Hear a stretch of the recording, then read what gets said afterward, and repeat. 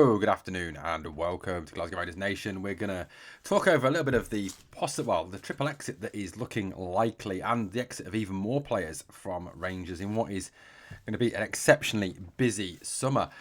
Even with obviously the takeover coming up, the takeover obviously hopefully pumping between 20 and 25 million into the transfer budget, plus whatever money is raised through saving wages, and of course as well through transfer fees. Hopefully players departing the club.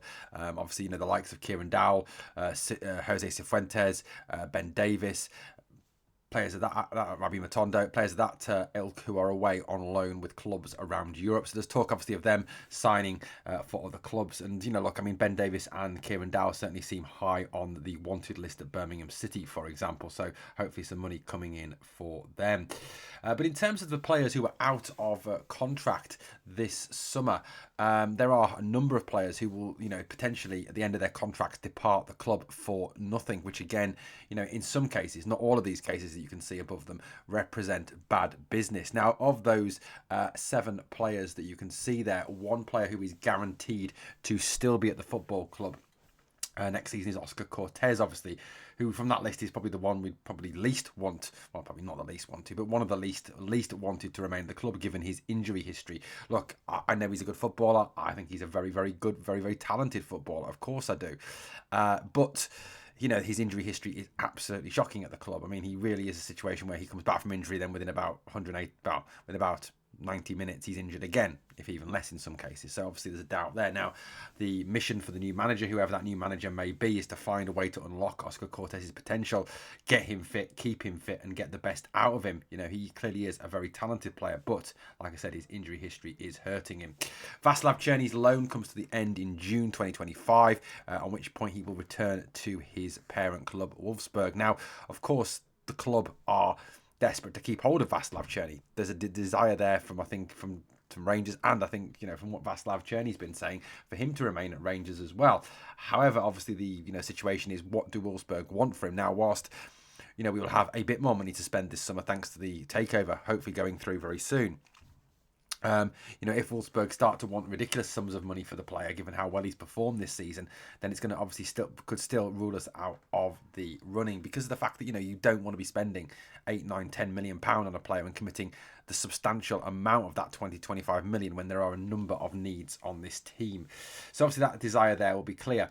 Tom Lawrence, obviously, you look at this triple exit, and the big triple exit I'm talking about from the club are Tom Lawrence, Yanis Hadji and Leon Balogun. Why those 3? Well, of those 3, you are looking at 3 players who have contributed, in differing degrees to the club over the last few seasons, and obviously they will be, missed in some degree, and we'll talk about those 3 in a moment.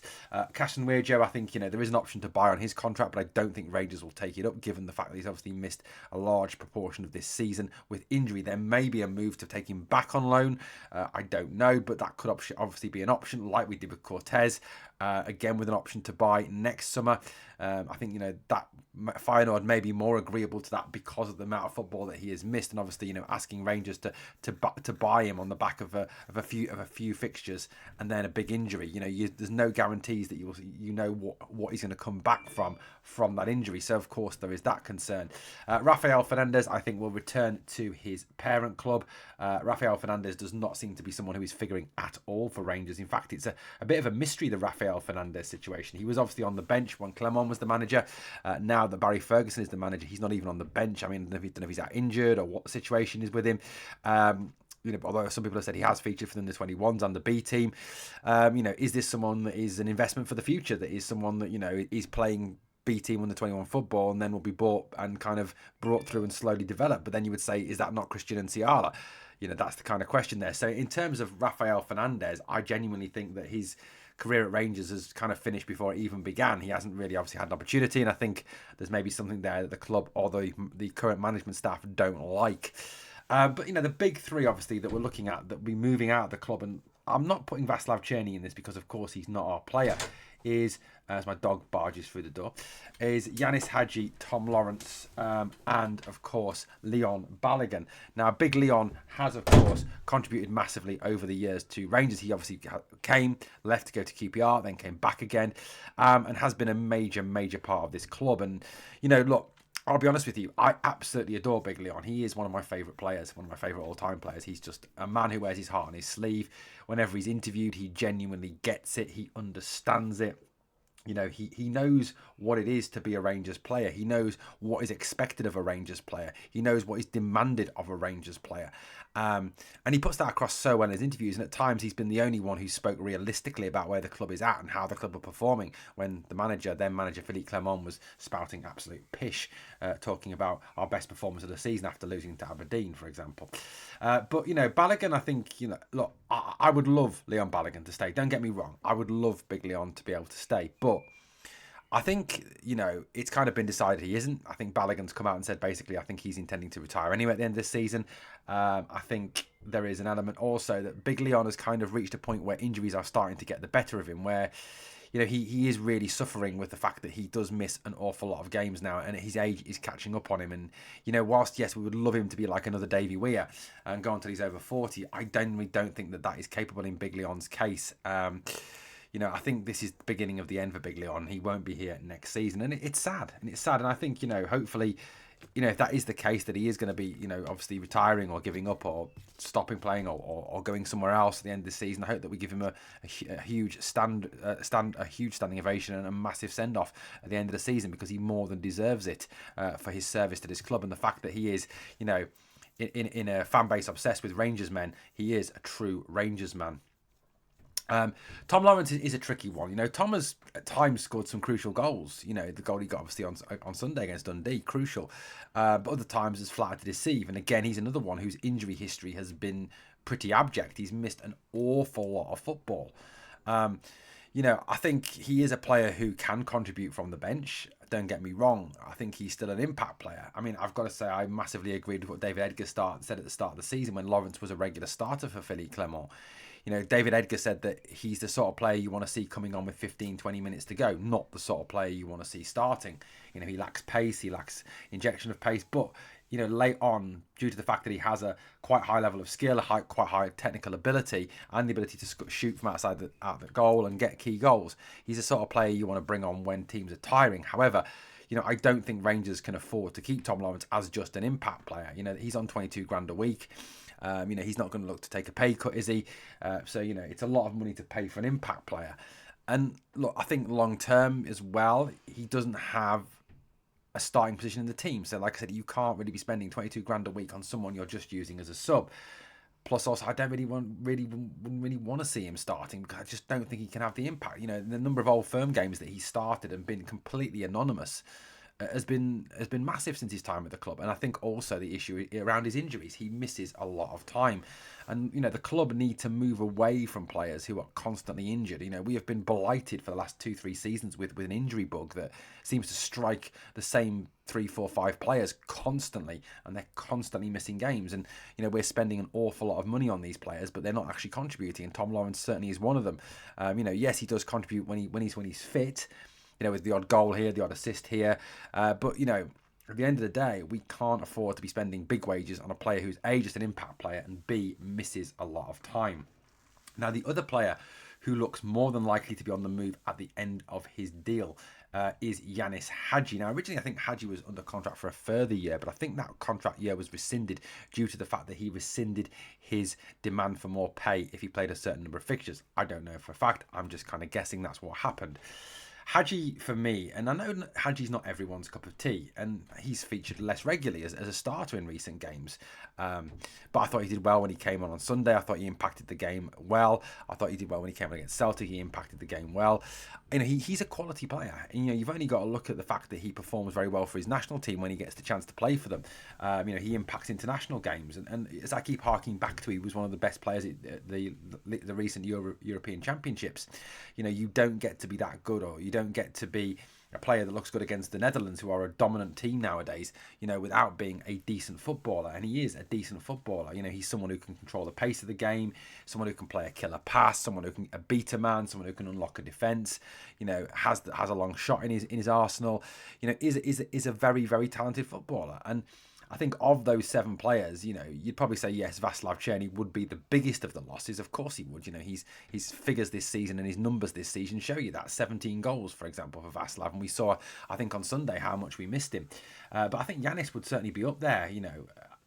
Looking at that list of players leaving, Oscar Cortez would not be a big miss if he didn't get signed, because when have we actually seen him play? Tom Lawrence would not be a big miss. Casanwejo wouldn't. Again, we've hardly seen him. Rafael Fernandez wouldn't, because we've hardly seen him. Big Leon, to some degree, is, but he's reached kind of the end of his journey with his career. But Yanis, for me, is a miss. He's a quality player. He's a skilled player, and he's a player that has to be replaced. Sometimes you can lose players and not replace them, and that might sound stupid, but if they're not being a major impact and they're not a key part of your squad, you can kind of afford to lose them and kind of afford to say, well, thank you for your service, off you go, and we really don't need to replace him because he's not a massive loss. We can kind of replace him with one of the youth team players, and they'll probably do just the same job as him. But someone like a Yanis Hadji is a player who has to be replaced. You have to find a similar level of talent. Now, to find a similar level of talent to Yanis Hadji is going to cost you a substantial amount of money. It's not going to cost small beans. Now, look, yes, I'm not talking about, the same sort of money as the English Premier League will be spending on playmakers this summer. You'd be looking at, 80, 90, 100 million pounds on players that play in Hadji's position down south. Yeah, I'm not saying Hadji's in that league. But, to replace someone like Hadji for our league, you're probably looking, somewhere in the region of 6 to 10 million pounds to replace him. That's a substantial amount of money. Like I said, he does need to be replaced, and that's something that the new owners and the new manager, whoever that new manager is going to have to look at and weigh up the options for. We realistically cannot afford to go into next season without a replacement for him. You look at the options we've got from that 10 position, with Lawrence gone, with Hadji gone, you look into those options. You could say, well, Hamza can drop into the 10. He can, but he's better as a 9. He's not great as a 10. Černý can, but obviously Černý might not be here next season. Bayrami is just a joke. Bayrami is probably one of the laziest players I've ever seen in a Rangers shirt. The guy's a passenger for most of a game, and he's just a genuinely average footballer. If he was to leave this summer, I wouldn't be massively upset, as long as we got as near to or actually got our money back on the player. Like I said, I don't think he is a huge loss for me. You look beyond that, and you're then looking into, you're looking into sort of then beyond that, you're looking into youth prospects coming into the squad. Paul Uncio can play in the 10 role, for example. He's more than capable of doing that, but I think that's a lot to put on a young player with hardly any experience whatsoever. Mo Diamonde can, but again, he's more an 8 than a 10. That's not his natural position. Probably Dan Bailey, probably Dujon Sterling he can do most other things. There you go. But other than that, there really is no one who can play in that 10 role. So it would be some position that does need to be replaced. Whatever happens from now on in, guys, it's going to be a massive summer. There is a lot of buying and selling which will need to go on at the club for the club to move forward next season. Of those 7 players leaving, I think as well, they're obviously leaving for nothing, or in the case of Cortez, we will have to pay to bring him back. 4.5 million, which certainly rankles with a lot of people. But there's other players obviously who will be sold. Like I said, Dow, Davis, Cifuentes hopefully will all be sold. Matondo hopefully will be sold. And I would add into that list, I would like to see James Tavernier sold this summer with a year left on his deal. Give him his bloody testimony if he really has to have one, and then sell him. I don't think the club will. I think they'll give him a new deal, like the April Fool's joke yesterday, which I think is not too far from the truth. I think Tav will get another 2 years, to be perfectly honest with you. I'll be honest with you guys, if Barry Ferguson is the manager, James Tavernier will get a new 2-year deal, and James Tavernier will be a Rangers captain for at least the next 3 years if Barry Ferguson was to last 3 years as a manager. I don't think there's any doubt in my mind that happens. Personally, I don't want Tavernier back at the club next season. I think he's past it. He's long past his best. Defensively, he's very poor. And I think, it's time to move on. Cyril Dessers is another one who, I think divides the fan base again. Yes, he works bloody hard and never gives up and never lets his head go down. But he scores 22 goals, whatever it is this season. But the guy misses so many crucial chances. And, in games where chances are not as, plentiful, you've got to take that 1, possibly 2 chances you get. Now, a lot of people saying, he's a hero on Sunday, he scores the winner. He is to some degree, but it took him 12 opportunities to get that 1 goal, which to me, if you're a top level striker, who is going to lead the line for your club, you cannot afford to be missing 11 chances before you score an actual goal. He just is simply not good enough for this football club. He's okay as a backup striker, a third choice or a second choice behind someone like Hamza Igaman or a new striker, for example. But he's certainly not a lead the line striker. And I think if you genuinely believe that Cyril Dessers is someone that will lead this club to a league title as our main striker, then I'm sorry, you clearly are nearly as deluded as that lot across the city. He just is not up to the task. I'm sorry, but he just isn't.